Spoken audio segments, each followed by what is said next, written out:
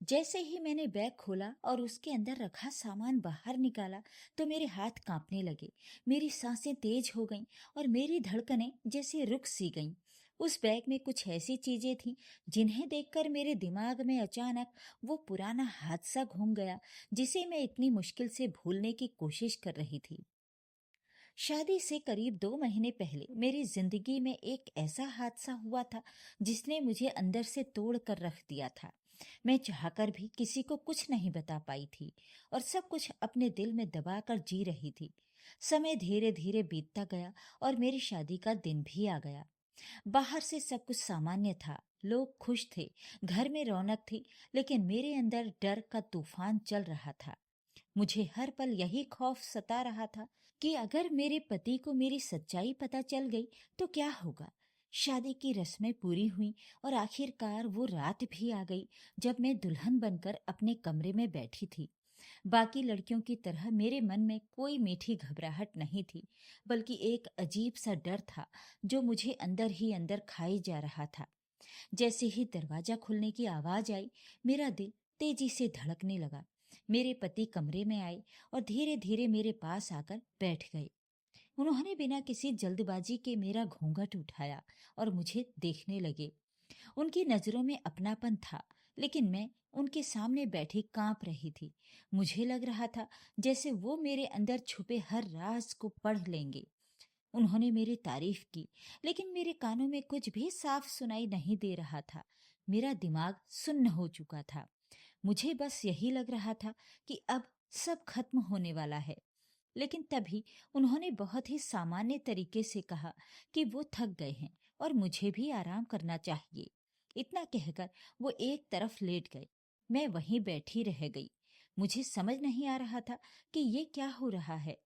एक तरफ मैं डर रही थी कि वो सच जान जाएंगे और दूसरी तरफ उनके इस व्यवहार ने मुझे उलझन में डाल दिया था।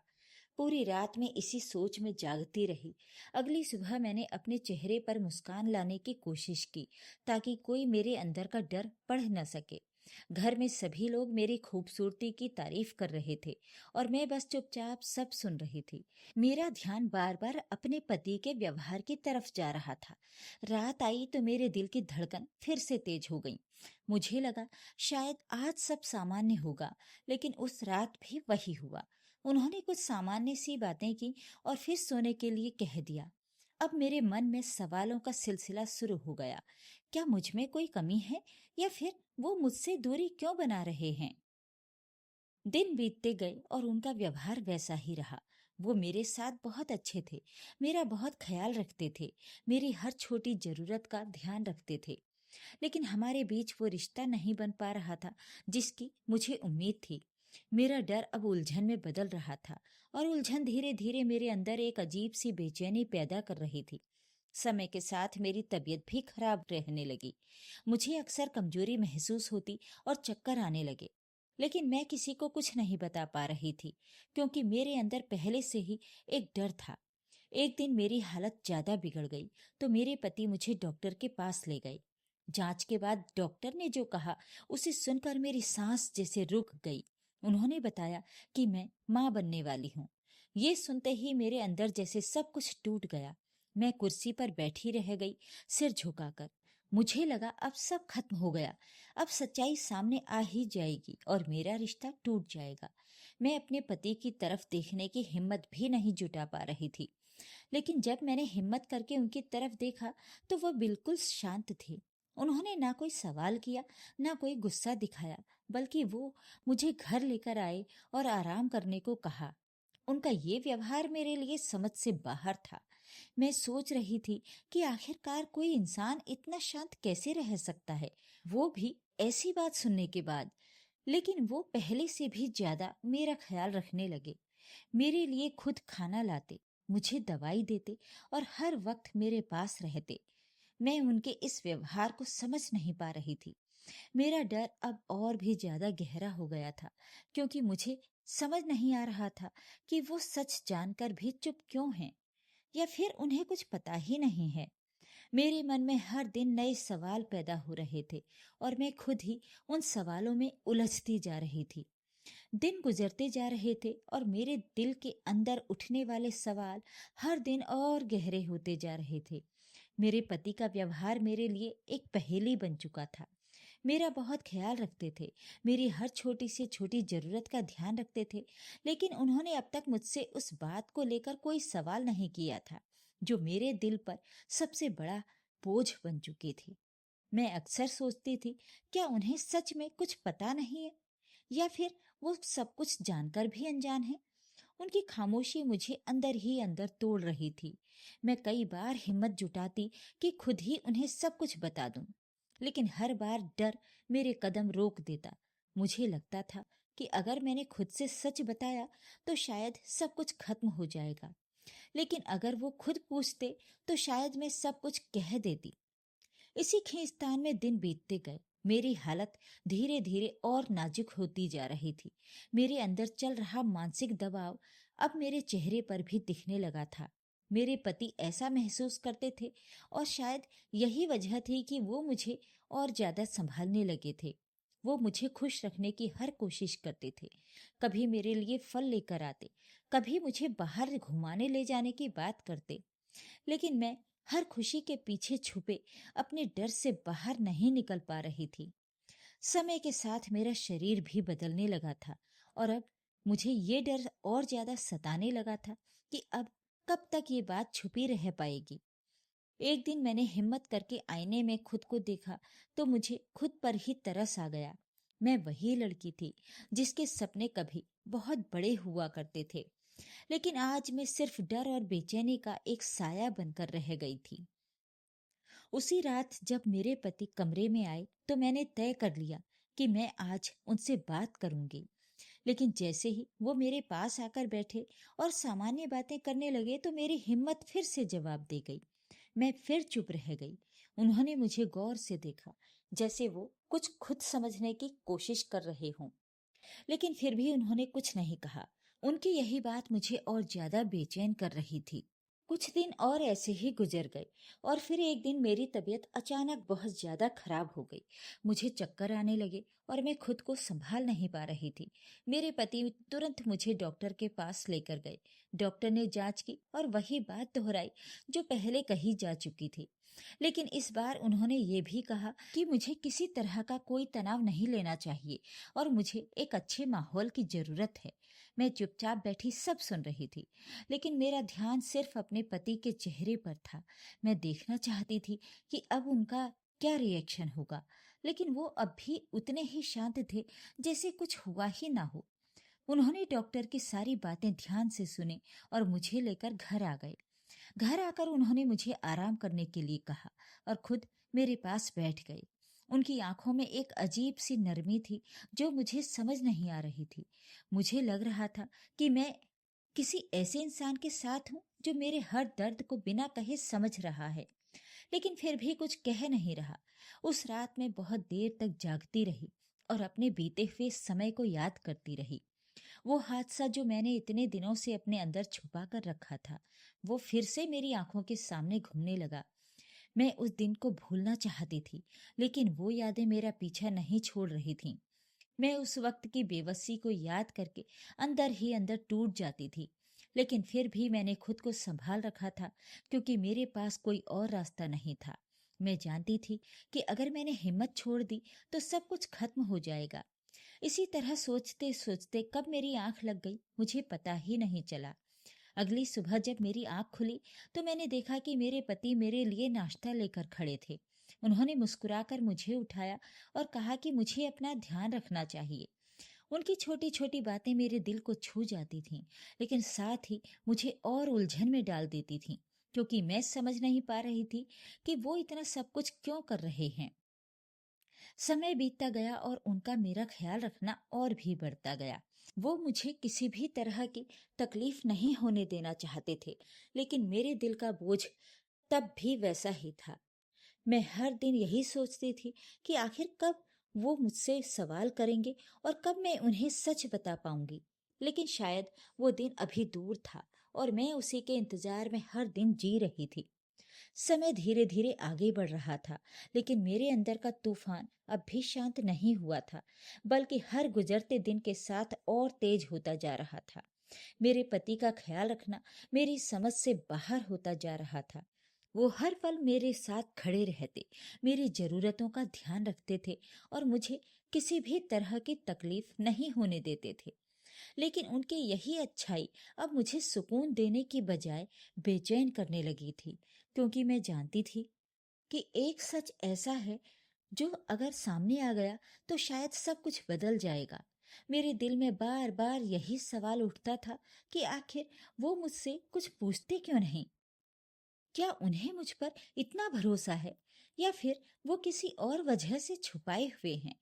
ये खामोशी अब मुझे अंदर ही अंदर तोड़ रही थी, और एक दिन आखिरकार मेरा सब्र जवाब दे गया। उस दिन मैं खुद को रोक नहीं पाई और मैंने उनसे सवाल कर ही लिया। मैंने उनसे पूछा कि वो इतने शांत क्यों रहते हैं। उन्होंने मुझसे कभी कुछ पूछा क्यों नहीं? क्या उन्हें मुझ पर जरा भी शक नहीं हुआ? मेरे सवाल सुनकर वो कुछ देर तक चुप रहे और वो मुझे देखते रहे। उनकी आंखों में गहराई थी, जैसे वो बहुत कुछ कहना चाहते हों, लेकिन सही समय का इंतजार कर रहे हों। फिर उन्होंने धीरे से कहा कि आज वो मुझे एक सच्चाई बताना चाहते हैं। उनकी आवाज में गंभीरता थी, जिसे सुनकर मेरा दिल जोर से धड़कने लगा। मैं चुपचाप उनकी बात सुनने लगी। उन्होंने अपनी जिंदगी के उस हिस्से के बारे में बताना शुरू किया, जिसे सुनकर मेरे पैरों तले जमीन खिसक गई। उन्होंने बताया कि उनकी माँ के साथ कभी एक बहुत बड़ा अन्याय हुआ था और उस घटना के बाद उनकी शादी हुई थी। लेकिन उन्होंने ये सच्चाई अपने होने वाले पति को नहीं बताई थी। शादी के बाद जब ये बात सामने आई तो घर में बहुत बड़ा तूफान खड़ा हो गया। उनके पिता ने इस बात को कभी भी पूरी तरह स्वीकार नहीं किया। हालांकि उन्होंने रिश्ता नहीं तोड़ा, लेकिन उस रिश्ते में वो अपनापन कभी नहीं आ पाया। उनकी माँ ने बहुत कुछ सहा और चुपचाप सब कुछ सहती रही। उन्होंने बताया कि वो खुद उस माहौल में बड़े हुए हैं जहाँ उन्हें हमेशा एक फर्क महसूस हुआ है, जहाँ उन्हें नाम तो मिला लेकिन वो पूरा अपनापन कभी नहीं मिला जिसकी उन्हें जरूरत थी। लेकिन माँ के साथ हुई इस घटना का पता उन्हें कुछ दिन पहले ही पता चला।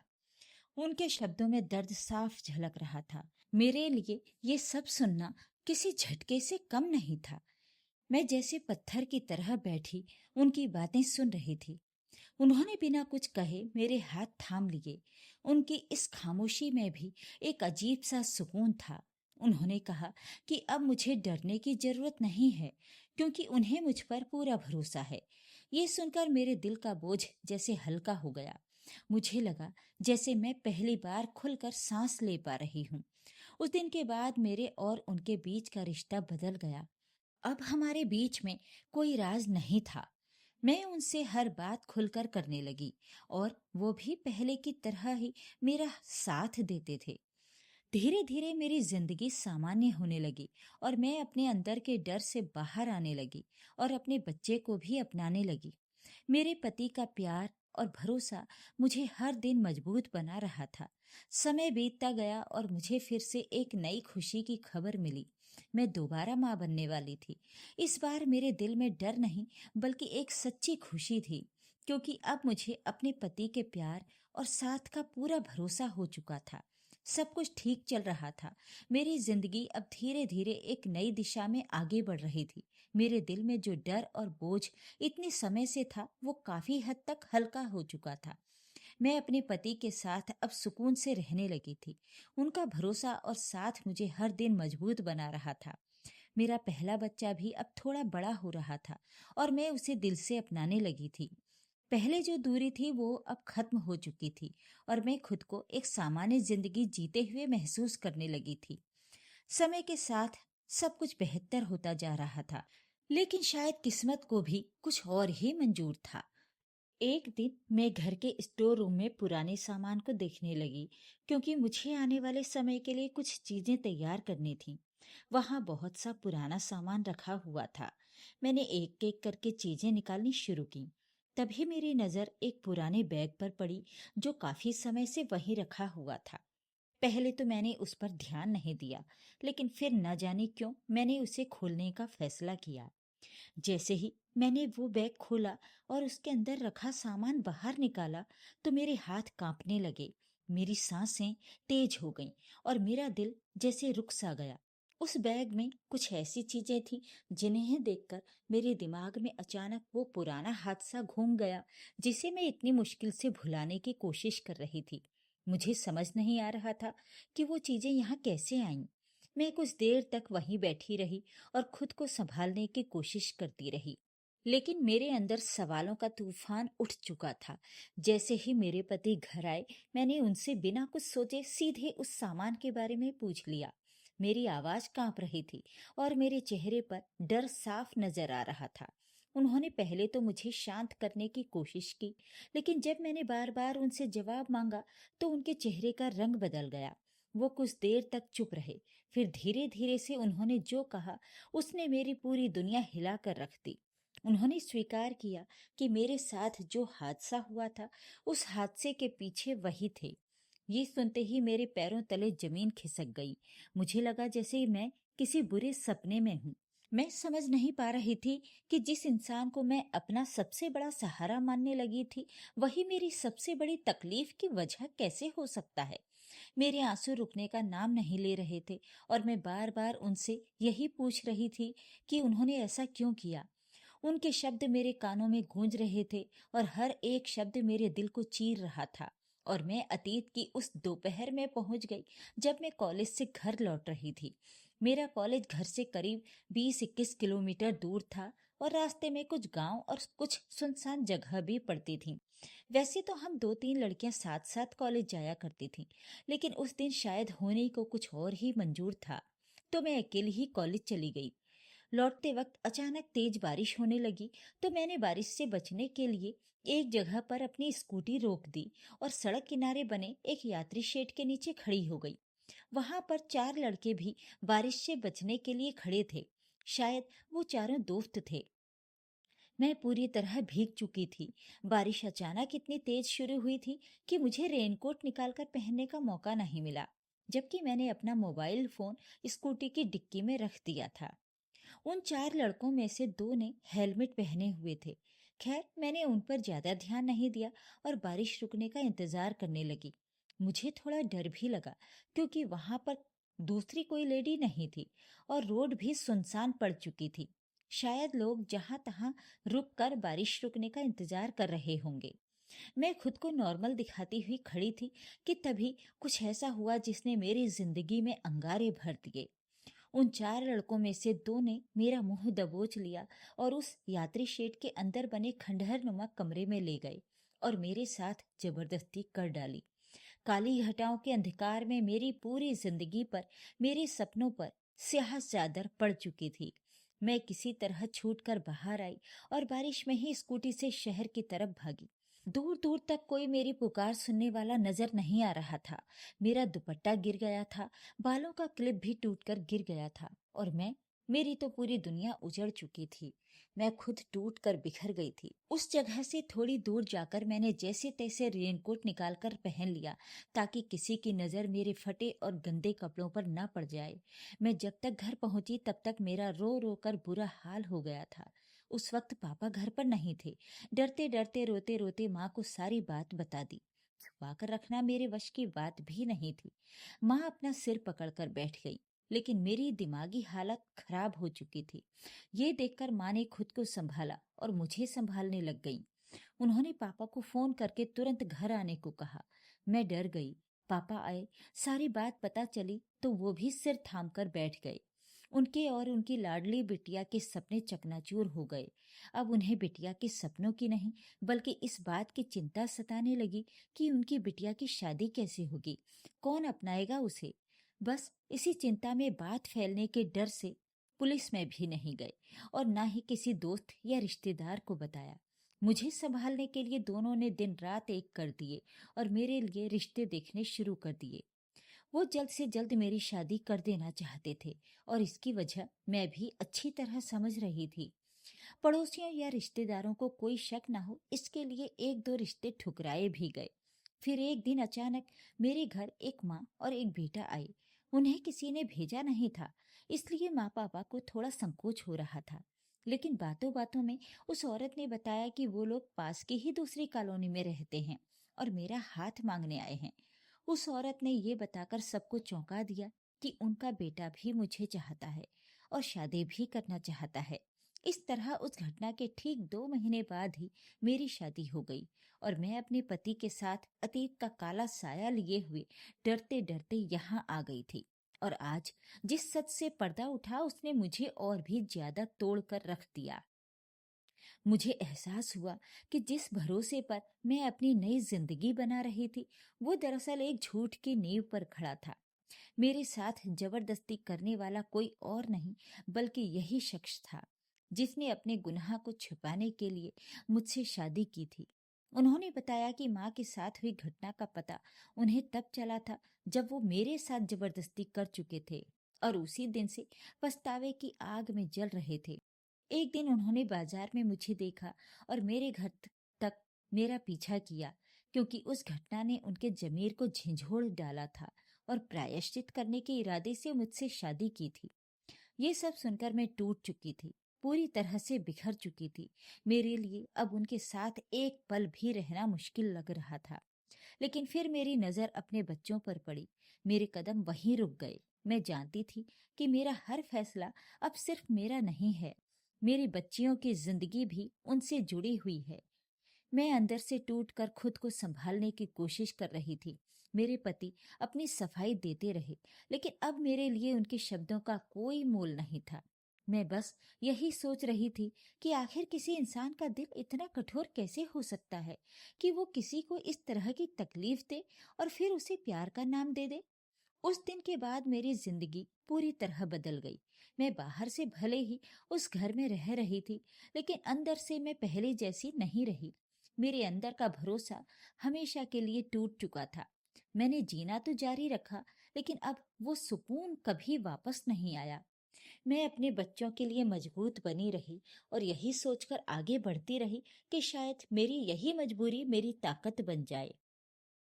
लेकिन आज भी जब मैं पूरे सफर को याद करती हूँ तो मेरे दिल में बस एक ही सवाल गूंजता है कि क्या कोई इंसान ऐसा भी हो सकता है जो घाव भी खुद दे और मरहम भी खुद लगाए। एक सवाल मैं आप सबसे भी पूछती हूँ कि आखिर मेरे साथ जो हुआ वो सही था या गलत। कमेंट करके जरूर बताइएगा। कहानी पसंद आई हो तो लाइक करें, शेयर करें और मेरे चैनल को सब्सक्राइब भी जरूर करें। धन्यवाद।